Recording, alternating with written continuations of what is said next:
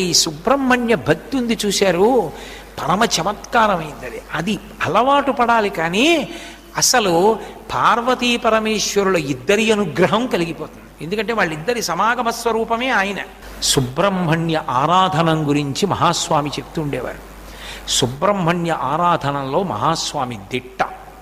అసలు ఆయన సన్యాసాశ్రమ స్వీకారం కుమారకోష్టంలోనే జరిగింది. అక్కడ స్నానమే చిట్ట చివరి స్నానం బ్రహ్మచారి గారు. కాబట్టి ఆ సుబ్రహ్మణ్యారాధన చేసేటటువంటి వాళ్ళకి లోపల దేవతలు మాత్రమే ఉంటారు, రాక్షస గణములు ఉండవు.